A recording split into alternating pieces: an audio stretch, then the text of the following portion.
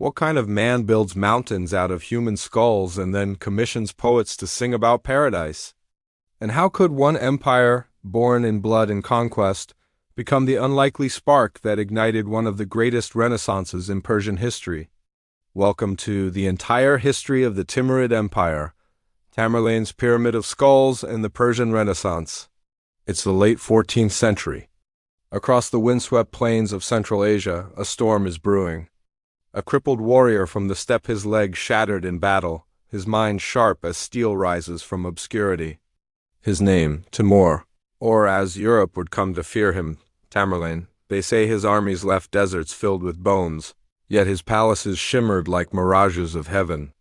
He burned cities to ash, but built Samarkand into a jewel that would rival Babylon. Was he a barbarian warlord? Or a misunderstood architect of rebirth? Before this story ends, you'll walk through blood-soaked battlefields, glittering halls of art and astronomy, and the haunting silence of pyramids made from skulls. So stay until the end, because the man they called the Scourge of God may have been the last great conqueror who dreamed not only of empire, but of eternity.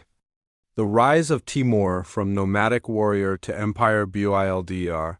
Have you ever wondered how a boy born in the dust of the Central Asian steppe could rise to rival Genghis Khan himself? How a man whose leg was shattered in battle could come to command the fate of empires? Timur's story doesn't begin in a palace, it begins in silence. In the endless whisper of wind across a land where only the ruthless survived. It was the year 1336. In a small village near Kesh, now called Shahrazabs, Timur ibn Taragai Barlas was born into the Barlas clan, descendants of Genghis Khan's Mongols who had long settled into Turkic ways. Life on the steppe was harsh and fleeting. Men lived by the sword, tribes fought over water and pasture, and loyalty was as thin as the air above the desert. In this world, young Timur learned three things: that fear could rule stronger than blood, that alliances were weapons, and that mercy was a luxury for the weak from an early age. He showed the cold patience of a strategist. While others boasted of courage, Timur studied patterns, how herds moved, how enemies faltered, how storms gathered and vanished. By his teens, he was already leading small bands of warriors, using speed and deception as his weapons. But destiny struck cruelly. During a raid near Khorazm, he was hit by two arrows. One shattered his right leg, the other crippled his hand. Most men would have been broken. Timur, however, took those wounds as a mark of fate. From that day, he walked with a limp and clenched fist, earning the name the world would never forget: Tamerlane. Timur the Lame, yet his enemies soon learned that his limp slowed nothing. If anything, it made him more dangerous. Behind his calm stare was a fury. He had lost his ease, but he gained a purpose. The weak in his eyes were not victims, but lessons. The world, he decided, was a chessboard, and every piece, every man had its place. As the Mongol Empire fractured into warring shards, Transoxiana became a nest of chaos. Timur rose amid the ruins, weaving alliances not through bloodlines but through brilliance. He first joined forces with Hussein, a local warlord, and his blood brother in arms. Together they fought to seize control of the region, slowly gathering power. But as their victories grew, so did their pride and their rivalry. Hussein, once Timur's comrade, became a rival, drunk on wealth and comfort. Timur, ever calculating, watched and waited. When the moment came, he struck with precision.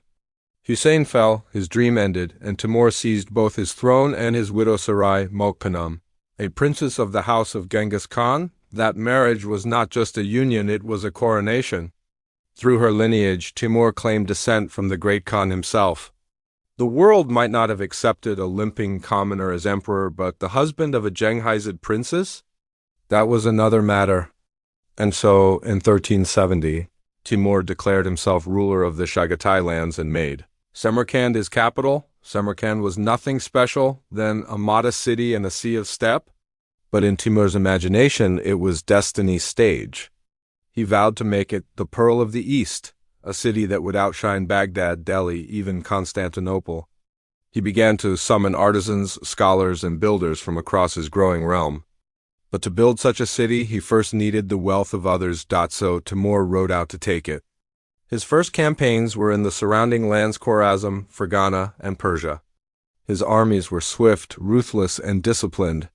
He was not like other conquerors who sought only to plunder. Timur sought to control. He studied every opponent, exploited every weakness. To him, war was an art form, a balance of terror and genius. In one of his earliest victories, he used a tactic so simple it was terrifying. Facing a larger force at dusk, he ordered his men to light multiple campfires across miles of terrain. The enemy, believing they faced a massive army, fled in panic. Timur laughed quietly. The battle was won without a single arrow. Fear, he realized, was more powerful than steel, but his rise was not without consequence. The more he conquered, the more enemies he made. Tribes that refused his rule, khans who called him a usurper, and empires that began to take notice. Yet Timur was not easily provoked. "The lion does not answer the barking of dogs," he said once, smiling beneath the crescent moon. His focus remained fixed. He would unite the lands of Central Asia under his hand. Not as a mere chieftain, but as a world conqueror. By the late 1370s, his armies stretched from the Darya River to the borders of Persia. Everywhere he went, cities were faced with a choice: submit and be spared, or resist and be erased. Some chose wisely, others ended as warnings. In the Persian city of Isfizar, after a rebellion, Timur ordered towers built from the skulls of the slain. The message was clear: peace under Timur or silence under stone. And yet, even in the shadow of his cruelty, there was brilliance. Timur admired beauty almost as much as he worshipped power. In every captured city he spared the artisans, the poets, the scholars. They were transported to Samarkand, where under his orders they would create a civilization that mirrored paradise itself. It was a contradiction few could comprehend: a man who built gardens with one hand and pyramids of skulls with the other. But in Timur's mind, there was no contradiction at all. He saw himself as a servant of fate, chosen to bring chaos before order. "The world," he once said, "is a garden that must be pruned." His court began to fill with mathematicians, astronomers, architects, and calligraphers. The empire's foundations were being laid not only in blood but in ink and marble. And as Samarkand began to shimmer with blue-tiled mosques and golden domes, word spread that a new power had risen in the east, one that could rival the Mongols of old. Still, Timur was restless. He had conquered the steppe, but he hungered for more. To the south lay Persia, weakened and divided. To the west, the Ottoman Turks rising under Bayezid. And to the east, the rich plains of India. His dream was no longer just survival, it was domination. He would become the next Genghis Khan, but with a grander vision, and yet, behind that ambition lurked a haunting shadow. Timur's injuries pained him more with each campaign. His limp grew worse, his nights colder. But he refused to slow down. He told his generals, "When I rest, I decay." One night, while standing atop the citadel of Samarkand, he looked out at the stars. Beneath him stretched the city he had conjured from dust. Above him, the constellations glowed like silver fire. "I was born beneath this sky," he whispered, "and beneath it, the world shall kneel." But destiny had other plans. Beyond the horizon, a new storm was forming, an empire that would challenge everything Timur believed in. And soon, his greatest conquest would also become his greatest curse. The fires of conquest, the Persian campaigns, and the birth of Trror. What happens when a conqueror begins to see himself not just as a ruler, but as destiny itself? The year was 1380. The deserts of Central Asia were silent, save for the distant thunder of hooves. From Samarkand, Timur's banners unfurled like storms across the horizon, each one marked with the sign of a Volf, his symbol of divine fury. He had united the tribes of Transoxiana. Now, his eyes turned toward Persia, a land of poets and kings, now broken and bleeding after decades of war. To Timur, Persia was both prize and prophecy, a land that could make him immortal. The Persian plateau in those days was a mosaic of shattered dynasties. The Ilkhanate had collapsed, leaving behind petty warlords, each clawing for a throne that no longer existed. Bandits ruled cities. Famine ruled the rest. When Timur's scouts reported this chaos, he smiled. "A garden unkept," he said softly. "Time to prune." His words were calm, but his intent was absolute. His first march into Persia was swift and merciless. Herat, that ancient city of scholars, fell before his army like wheat before the scythe. The defenders fought bravely, believing the conqueror would honor their courage. But Timur was sending a message, not negotiating peace. When Herat's rebellion flickered back to life, he ordered the city's men executed by the tens of thousands and their skulls stacked into pyramids outside the gates. They rose white under the sun, monuments of terror and triumph, yet in the same breath, he summoned Herat's surviving artists, poets, and mathematicians to Samarkand.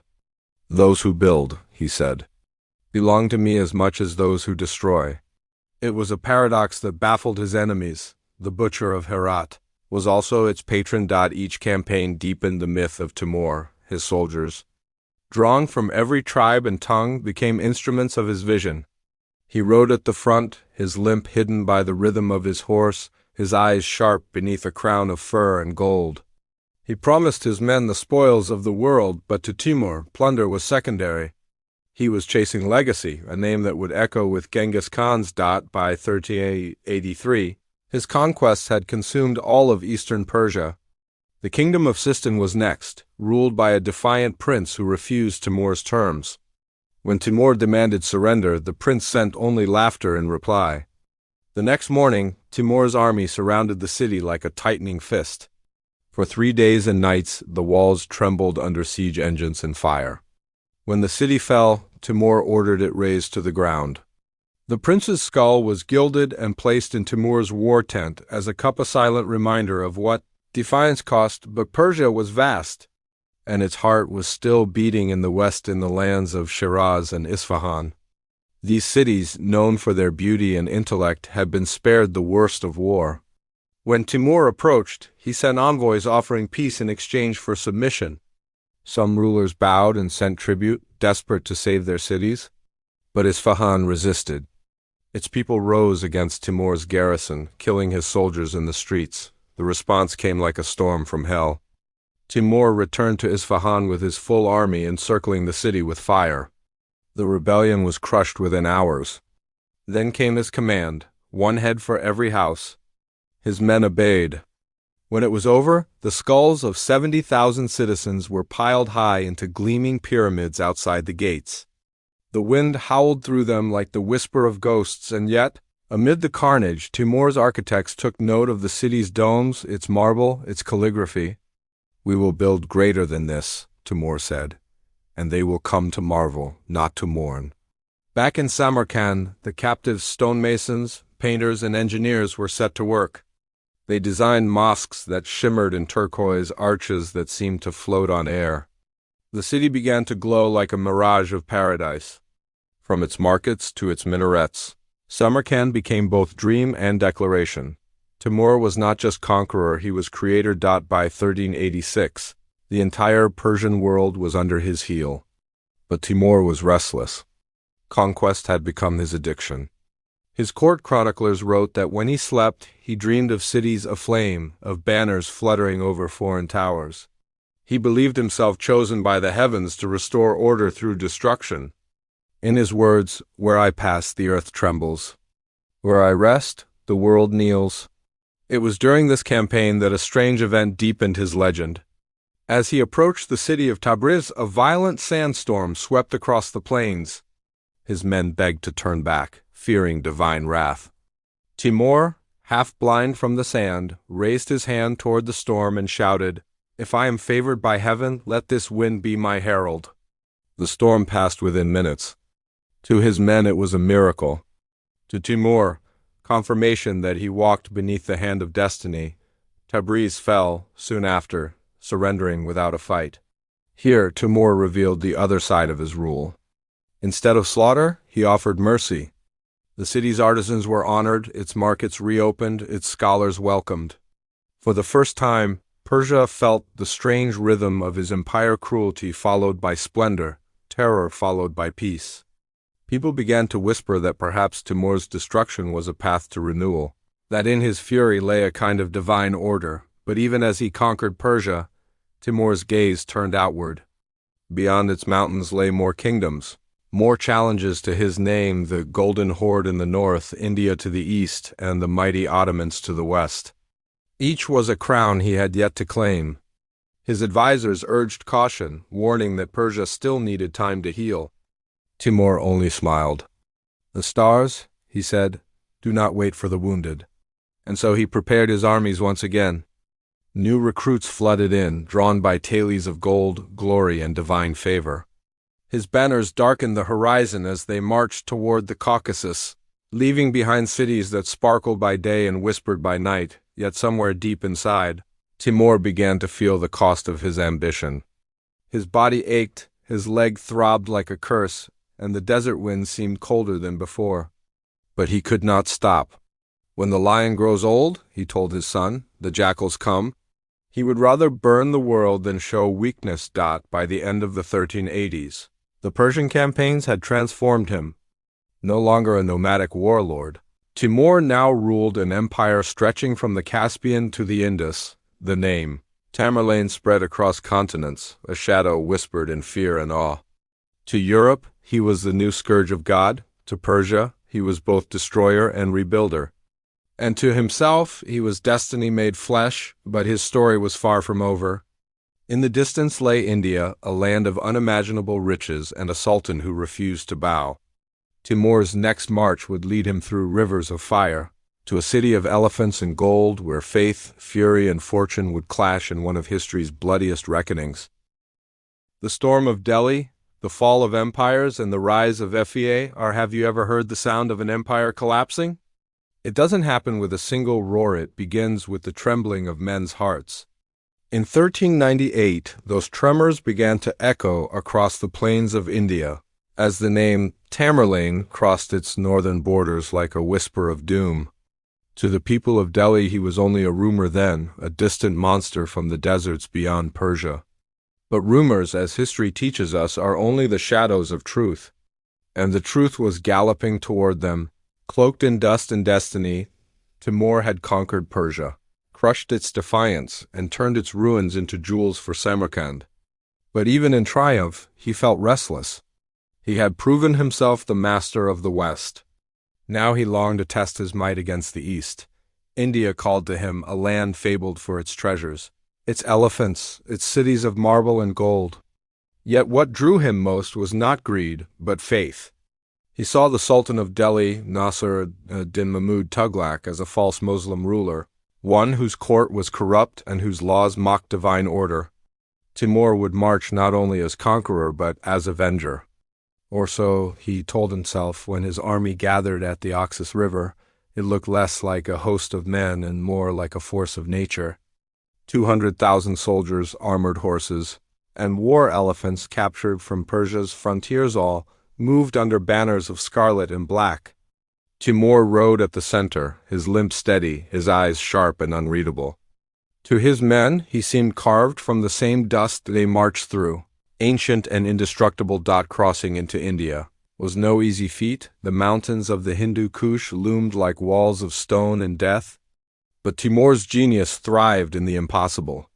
He split his army into columns, moving through treacherous passes that no general dared attempt.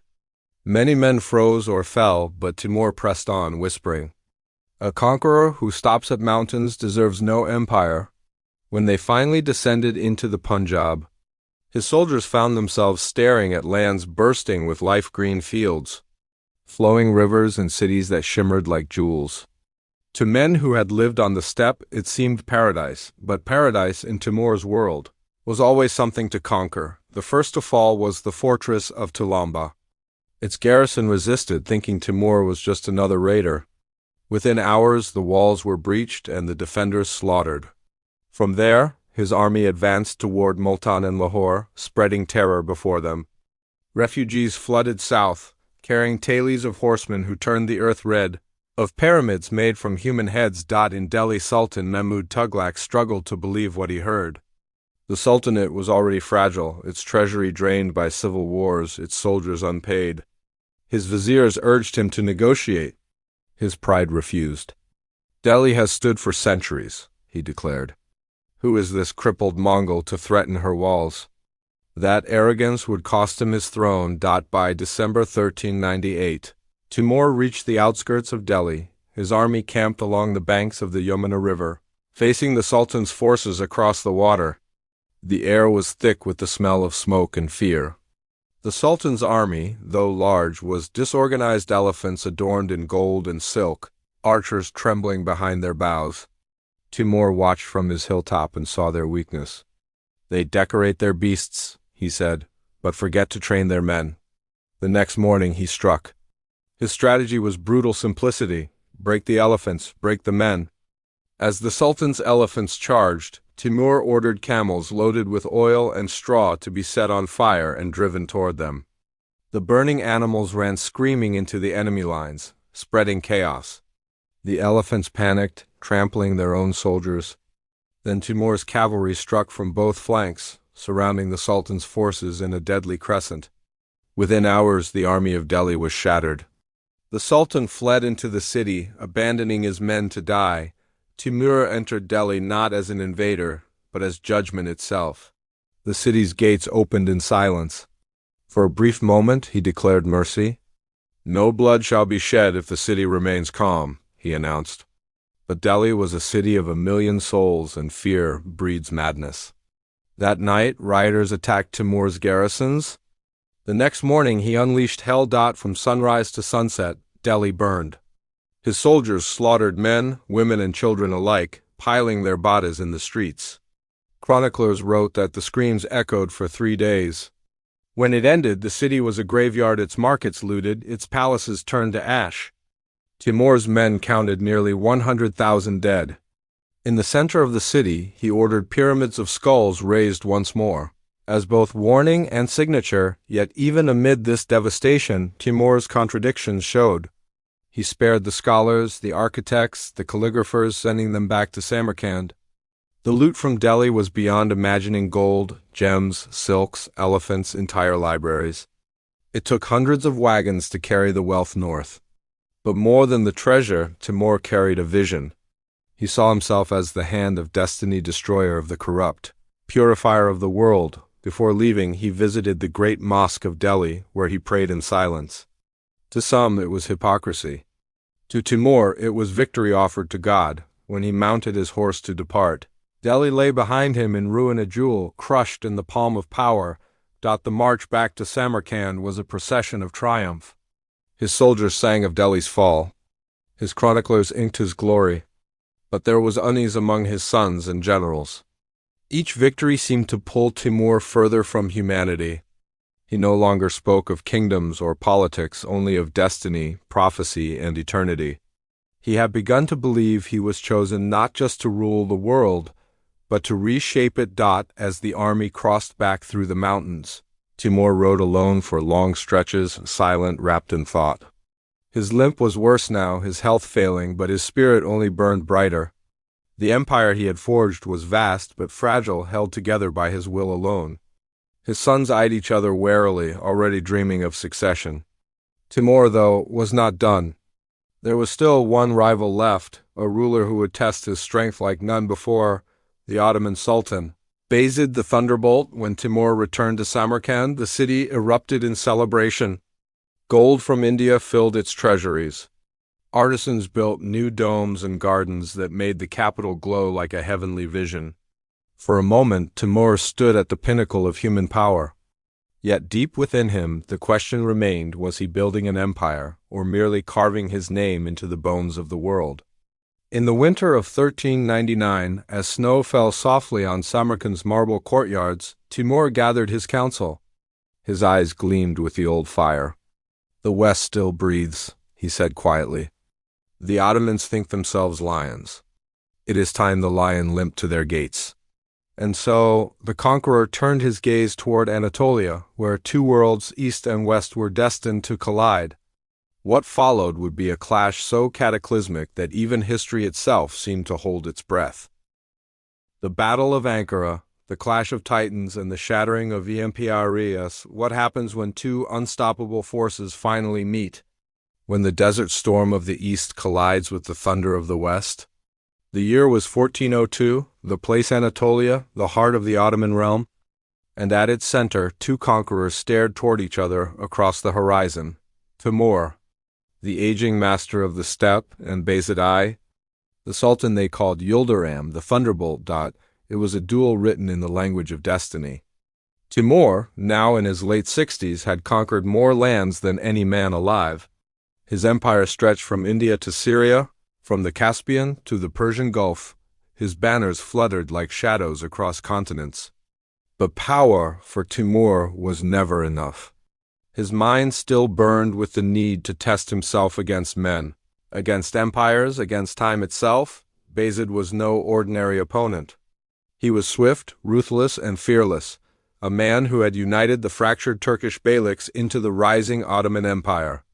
Under his rule, the Ottomans had crushed the Balkan kingdoms and even besieged Constantinople. Bayezid saw himself as the future emperor of the Islamic world. Timur saw him as an upstart child playing with crowns. Their paths were destined to cross. And when they did, the world would tremble. It began with insults. Timur, writing from Samarkand, demanded that Bayezid release the Anatolian princes he had conquered and recognize Timur's supremacy. Bayezid replied with scorn, "I will not bow before a crippled old Tartar who hides behind pyramids of skulls." Timur's reply was colder still. "If you are indeed the thunderbolt, know that the storm of the steppe does not fear thunder." Letters turned to threats. Threats turned to war. By the summer of 1402, Timur's army poured into Anatolia like a river of fire. Bayezid gathered his forces, an estimated 120,000 soldiers, including fierce Janissaries, Balkan knights, and war elephants. Timur's numbers were even greater, 200,000 men, hardened by decades of conquest. To many, it seemed the world itself had split into two halves, each led by a man who believed himself chosen by fate. The campaign began with Timur's mastery of movement. He avoided Bayezid's strongholds, raiding the countryside, burning villages, and cutting off supplies. He unleashed his engineers to divert rivers, flooding fields, and choking water sources. "Let the thunderbolt strike if he can," Timur said with a smirk. "But let him strike with thirst." When the two armies finally met near Ankara, the ground cracked beneath their weight. The July sun blazed mercilessly.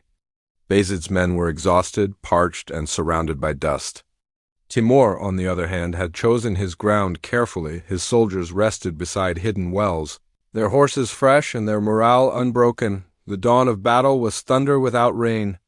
The sky glowed red as drums rolled across the plains. Timur rode along his lines, his limp barely visible atop his black horse. "Today," he shouted, "we decide who rules the world, the lion of the steppe or the Wolf of the West." His men roared, beating their shields. Bayezid, mounted on his white stallion, replied with equal fury, "Let the crippled old man see how fast lightning strikes." His army advanced, their battle cries echoing through the heat. The clash was cataclysmic. Arrows darkened the sky, swords flashed like mirrors of flame, and the earth shook beneath charging elephants. For hours chaos reigned. Timur's right flank began to bend, but that was his plan.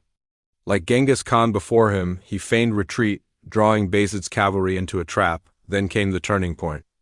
The Tatar horsemen within Bayezid's army, men who had been forcibly conscripted, suddenly turned on their Ottoman masters. They defected mid-battle, joining Timur's side. The shock rippled through Bayezid's ranks like wildfire. Discipline collapsed. Timur seized the moment. He unleashed his reserve cavalry, crashing into the Ottoman center like a hammer of fate. By sunset, the field of Ankara was a graveyard. The proud Ottoman banners lay trampled in the dust. Thousands lay dead or dying beneath the merciless sun. Bayezid's army broke and fled, pursued relentlessly by Timur's horsemen. As darkness fell, the unthinkable happened. Bayezid himself was captured. Timur's men found him near a dried riverbed. Surrounded by his guards, his armor dented, his sword shattered. When they brought the Sultan before Timur, the conqueror regarded him in silence. Here stood the man who had once called him crippled. Now he was the one broken. Timur leaned forward and said quietly, "The storm does not fear the thunder, my son. It silences it." What happened next became legend. Some chronicles claim Timur treated Bayezid with dignity, offering him comfort and counsel. Others whispered darker tales, that he kept the Sultan in a gilded cage, mocking him as he paraded him before his court. Whatever the truth, Bayezid's spirit withered in captivity.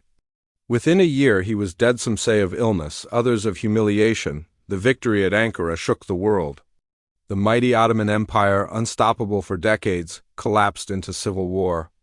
Europe sighed in relief. Constantinople, spared for another half-century, owed its survival to Timur's wrath. Kings and sultans across Asia trembled. Timur, now the master of the East and West, stood at the peak of human power, but triumph carries its own poison. The great conqueror returned to Samarkand in glory, yet something had changed. His body was failing, his limp had worsened, his breath came short, and his nights grew haunted. He would wake in the dark, muttering of cities aflame and rivers of skulls.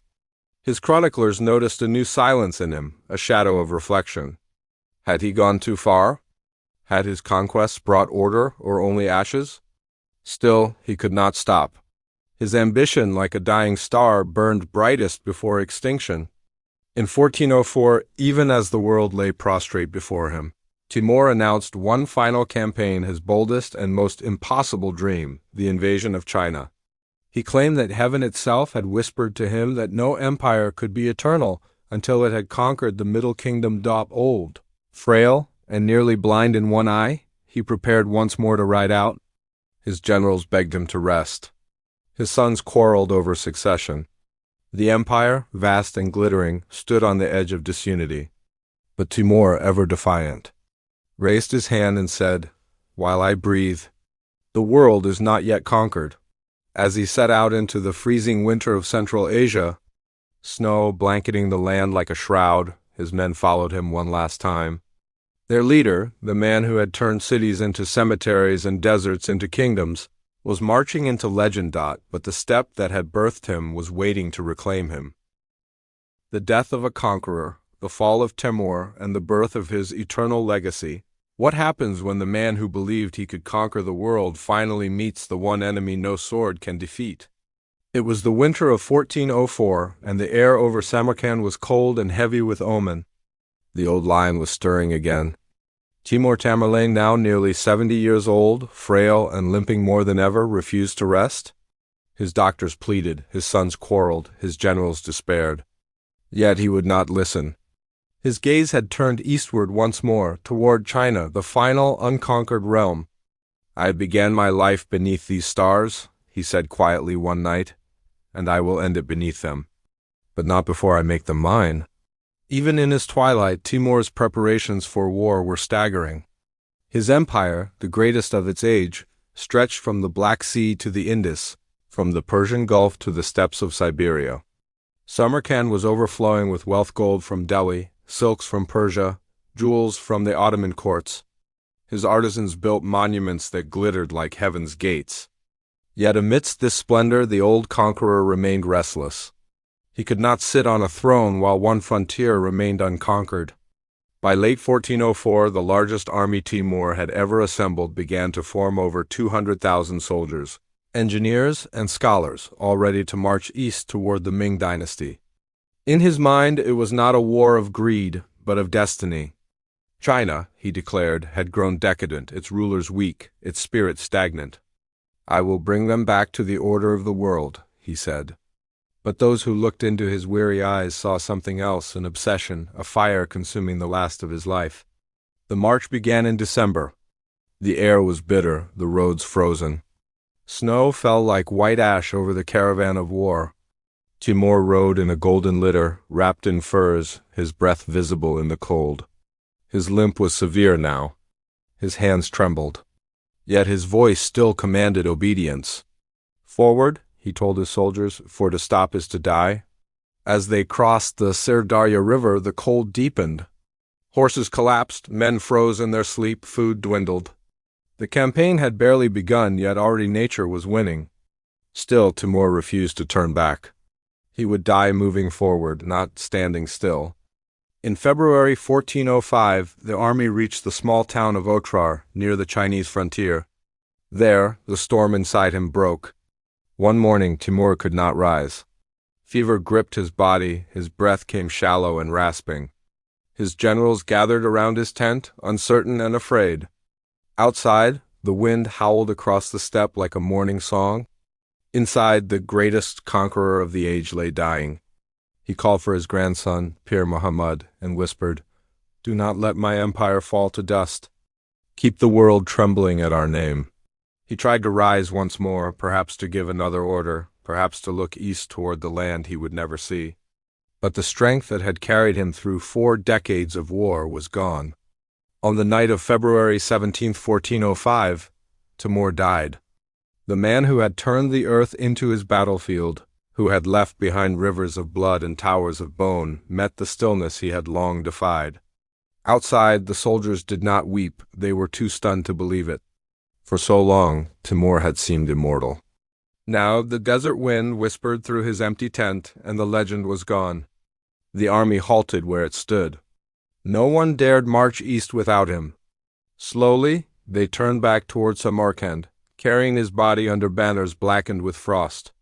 When the people saw his funeral procession approach, a great silence fell over the city. Even the call to prayer seemed to echo softer that day. He was buried in the Gur-e Amir mausoleum, beneath a slab of dark jade inscribed with a warning, "When I rise from the dead, the world shall tremble." It was not mere poetry, it was prophecy. Centuries later, when Soviet archaeologists opened Timur's tomb in 1941, they found that inscription staring up at them. The next day, Hitler invaded the Soviet Union. Coincidence or curse? No one dared say. After Timur's death, his empire did not vanish, but it began to fracture. His sons and grandsons fought for power, each claiming his legacy. Civil wars erupted, the vast realm splintering into pieces. Yet amid the political chaos, something miraculous happened. The same man who had built his rule with fire and blood had unknowingly planted the seeds of a renaissance. Under his descendants, the Timurids Samarkand, Herat, and Bukhara became the beating hearts of art, science, and literature. His grandson Ulugh Beg turned Samarkand into an observatory that mapped the stars with astonishing precision. Poets like Jami and historians like Sharaf ad-Din el-Yazdi thrived under Timur's legacy of patronage. The empire that began with pyramids of skulls now produced poetry that rivaled the heavens. It was a transformation few could have imagined. The warrior city of conquest became a sanctuary of beauty.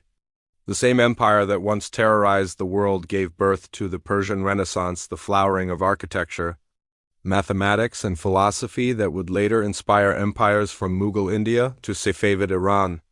In a strange poetic irony, the Mughal dynasty that would rule India centuries later was born from Timur's bloodline. Babur, the founder of the Mughal Empire, proudly called himself a descendant of both Timur and Genghis Khan.